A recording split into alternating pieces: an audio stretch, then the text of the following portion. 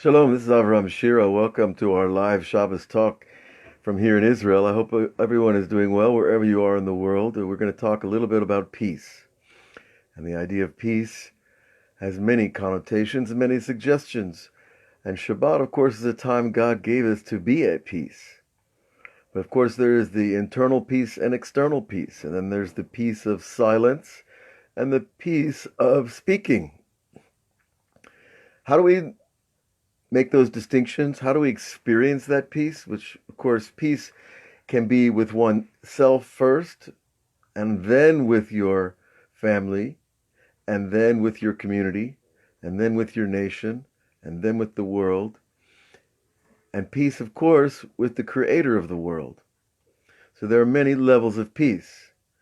And they're not all happening at once in the same order. But if we don't have peace with ourselves, it's going to be very hard to have peace with our families, and so on and so forth, as we climb the ladder to God. Now, some people say, well, I have peace with God, but nobody else. I love that one. You know, they're at peace with God. They're at peace with their idea of who God is. But if you're not at peace with other people around you, you're not at peace with God. You just think you are. It's a big difference. Now, Rebbe Nachman is going to teach us that through giving charity, we create peace. Charity, whether it's $1 or $10 or $1,000,000, how do you create peace? Because when you give charity, whatever it is, you're sharing a piece of your soul with somebody else. Because your money is invested a little bit in that money. Your soul is invested in that money. So when you're giving that to somebody else, they recognize that intuitively, without saying a word. And so there's a connection is built. And that connection creates dialogue. It creates good feeling. And so when we give charity, especially charity in connection to Shabbat, we'll get to that further. When we give charity, a little bit or a lot, it doesn't matter, as much as our intention and our awareness of what we're doing. Well, first of all, we create with ourselves because we don't feel like we're being cheap. We're not being misers. We're not being tight with ourselves and with other people. Just by giving to others, we open ourselves up. And we're happier with ourselves for giving, usually. Some people give and then they're not happy with themselves, and that's a therapeutic issue that has to be taken up elsewhere. Okay, but then when we give charity, we also create peace with the other person, because we create this connection, this dialogue, this understanding, this empathy. But then we also create two other levels of peace. When you give to somebody else, that person thanks God. Some way or another, whether verbally or subconsciously, he's thankful to the creator or creation that's brought him something that he didn't expect. So in the language of the Rebbe, we're creating peace ba'avihem b'shamayim, that by giving to others, we create peace for them with heaven. Because he says the most people who need charity, who are poor, and whatever category of poverty you want to choose, they usually have an edge, a chip on their shoulder towards God. Because God, I'm poor and I blame God. And that position is a very unhealthy position. Metaphysically, spiritually. Because if I blame God for my misfortune, then I just don't understand what it's all about. That God is only after my ultimate good. And if I don't like being poor, I need to do something about it, but not blame him. But when you receive suddenly a gift from somebody, it makes you return to the wonder of creation. The wonder of suddenly something good happening that you didn't expect. And that creates peace between the person that you give to and heaven. And of course, when you give to others, you also open up a new channel to Hashem. Shlach lachmacha al pnei hamayim barov hayamim imseena. Right? Send your bread upon the waters in the many days it will return to you. And maybe more than you think, which I've often found to be the case. I once gave away a watch to somebody, and I got 3 or 4 watches afterwards. They didn't come all at once, but they did show up. And I wasn't looking for them either. And that's just a tiny example. It happens all the time when you give. And specifically, dafka, if you give away jewelry, if you give away clothes, if you give away money, if you give away food, all of those things are different types of charity. And they're all included in Shabbat. Because Shabbat is a time when we have guests and we have people over, so automatically you're giving them food and drink and your time and your space and your heart, hopefully. So by having Shabbat meals, you're automatically engaging in this process of creating peace with other people, peace with the Creator, and peace for the other people with their Creator, who happens to be the same one. Thank God we only have one Creator. You know, this multiple deity world concept is way too complicated. Thank God. Okay. Now, with all of that in mind, about the idea of peace, there is other distinctions and levels, gradations of understanding about peace. Let's see what the Rebbe says about this. A person who merits to peace because of charity, yesh lo peh al yedei oneg achilat Shabbat ima tzedakah. That's a complicated sentence, because he's linking several ideas together at once. So listen to the ideas.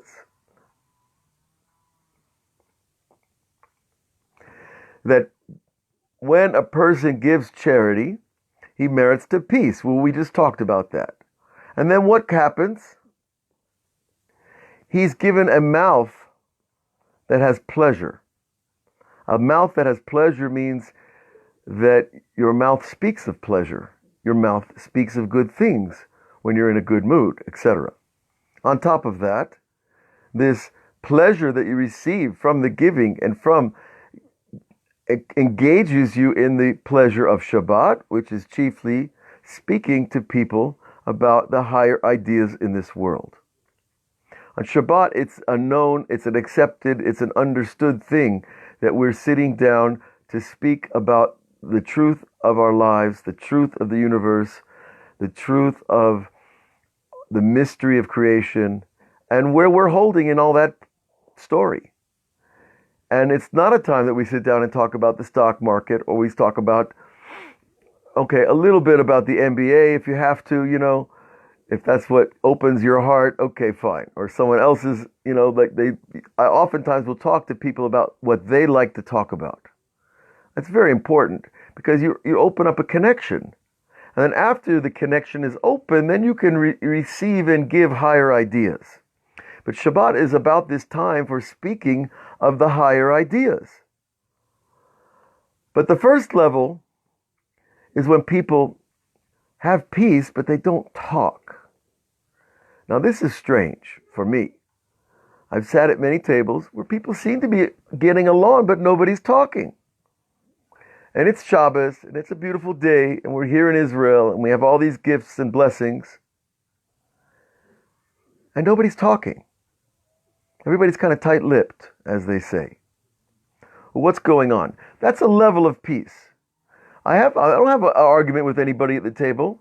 I don't have a machloket. I don't care about your politics. I don't care about, you know, your position on issues. We're at peace, but we're not talking. We're not sharing. We're not giving and taking from each other on a deeper level. So that's the higher level, is when you have the peace that enables you to talk. And that's dafka, specifically what Shabbat gives us. Shabbat gives us this extra power of speech, this extra power of peace, where I can actually talk from a place of peace. That's worth breathing deep about, right? Because it is easier to be at peace when you're silent. That's part of what meditation is about. Next week on Patreon, we're going to begin a new series, a master series entitled Meditation and Divine Inspiration, the many faces of meditation. Now, these many faces of meditation are pathways to being inspired by the divine. So we're going to be working on with those ideas on Patreon on a weekly basis, hopefully for more than 1 month as the class develops. And I invite all of you to come check that out. We'll be posting certain snippets from those classes as well on Facebook. But this type of peace, of silence, we all equate silence with meditation. But it's actually a higher level to be able to speak with peace, to talk to other people in a way that they receive your peace. Now, I've spoken to people that I consider to be on a high level spiritually, and I feel peace from them when they talk. And I'm a pretty excitable guy, you know. I have a nature that's like fire. I get excited very easily. So peace is good for me. You've got to turn down the flame a little bit sometimes. Other people, they're the opposite. They're very much at peace all the time. They're like water, like a flowing river. Very steady. But they don't get excited so easily. So you see, wherever we're holding in the balance of the elements of our souls, between the air and the water and the earth and the fire elements, those four elements are contributing to the makeup and the balance of our personalities. Wherever we're holding, we need to come to the middle, which is the perfect center of all traits. That's where the real peace is that I have balance between being excitable and being peaceful. And I have a balance between being quiet and being talkative. And so that we have all those skills available to us. And it's very important because there's times where we need to be at peace in our discussions, and there's times we need to be really excited to get it up and get it going. And get fired up about what we're doing.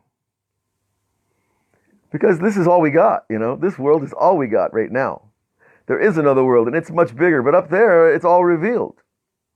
You know, down here, we don't know if God's on our shoulder or not. But up there, there's no questions. Okay. So by giving that tzedakah on Shabbat and having that peace, we elevate the mouth to the peace of the speech of peace, and not just the silence of peace. And then people can talk together. Now, that's more of a miraculous thing when you see a table full of Jews sitting at Shabbos meal and they're all talking and they're all at peace. And no arguments are breaking out. And no dissent. Because the air, the sacredness of Shabbat is upon you. So you kind of know your boundaries a little better. You feel when I shouldn't say something and I shouldn't comment or I shouldn't question and push people's buttons, because the peace is much bigger than what we have to say.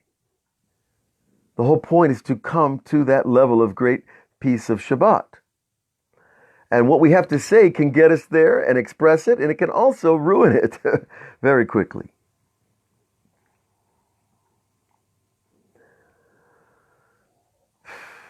So when people are speaking together and they're at peace, this is really the high level of Shabbat. And the Rebbe is going on to tell us, listen to this, very interesting. Ki hapeh nishlam, the mouth is complete, be'or, with light. Gadol, a great light. B'sha'at achilat Shabbat, at the time when we're eating our festive meal on Shabbat. Or gadol is in your mouth. It's not just in the sky. The or gadol that's in your mouth is greater than the sun. The sun doesn't speak. The sun just keeps us warm, keeps us sweating, keeps us moving, helps us see.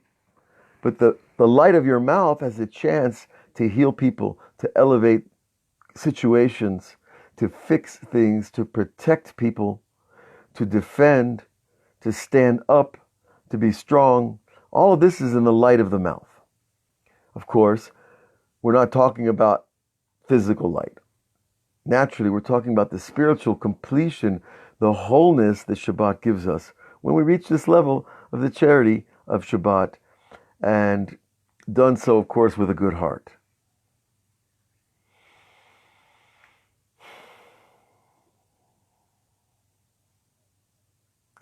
Now, there's another level that comes next. When you have this peace of Shabbat, Then the Rebbe says, we draw down a new concept. It's called Lechem Mishnah, the second bread. Everybody knows on Shabbat we make a blessing on 2 loaves of challah. The second bread is a symbol not of the Torah that God gave us through Moses. It's the Torah that's coming out of you. Bread is life. Bread keeps us satisfied. Bread keeps us alive. Of course, that's the Torah. But there's that Torah that we received long ago that's still flowing through creation. And then there's that new Torah that comes to you. And that's called Lechem Mishnah, the second bread. Now, because you're attached to the righteous, and you're reading their books, and you're following their practices, you merit to that secondary light. That light of the new Torah that's coming through you. And he calls that Lechem Mishnah, and then your new ideas are coming to you through your, and there's nothing, this is like the real union with God and man, is when he's sending new ideas through us, and we're speaking them and sharing them, and then we're renewed by the idea itself. And this is happening because of this idea of Lechem Mishnah, the second bread, that second life force. And he brings this b'Shabbat al had train. Al had train means on 1 to 2. Now this is setting up a dichotomy, a structure, how 1 becomes 2. The Torah was given to Moses. It was 1, but then it became the oral Torah. It was given at the mountain and then expanded through all the generations. So you see, a lot of people have peace with the Torah of Moses given at Mount Sinai. But a lot more people don't have peace with the Talmud and all the sages and all the laws and all the thousands of injunctions and the things that you never even thought of asking. They're saying, like, why do these rabbis give us so much to do? It's too hard. But we have to understand that they're speaking with their divine inspiration. And they're extending the light that began with Moses into all the generations. So all those laws are necessary. Where you're holding on the pyramid, that's a different story. And I need those laws as I'm climbing the pyramid of soul, power, to the original, invincible, impossible to understand Ein Sof Baruch Hu, the one that has no end, the one that is everywhere. When you're everywhere, you have no end. And that's how one of the ways that the Kabbalah defines the creator of our universe. So when you have this new Torah ideas that's coming through this whole chain of reaction that we've talked about, right? The new ideas come. Shabbat, and guess what happens next? The Shabbat mashpia lekol olamot. That everywhere the rest of the worlds around you receive from your peace. You don't think it's true? I've seen it so many ways and so many times. That when you're at peace and your family's at peace, suddenly the dogs are at peace, the cats are at peace, the birds are at peace, even the mice. You know, they've got their share of cheese. The whole world receives from our peace because human beings are at the top of the ladder of soul power. And so when you're at peace, you channel that to others and it's spread out into the world. Now you might say, come on, Avraham, it's a little bit too far that the dogs aren't barking on Shabbat because you're at peace. Well, check it out. See for yourself. When you're at true peace, nothing can bother you. And when nothing can bother you, the world changes around you, according to you. Now, when I'm upset, the world shows me an upset face, because that's what I'm showing the world. But when I'm at peace, then the world shows a peaceful face. It's because you are the center of creation. And when they say, where's the center of the Milky Way? Well, there's a black hole some 100 million light years down the road, where it's spinning this whole galaxy called the Milky Way, but that's only one galaxy of 100 million more galaxies. Where's the center of the universe? Well, of course, God is the center of the universe, and since we're made in His image, we're a miniature center. So you don't have to get in a spaceship to go fly and find the center of the universe. It's right inside of you.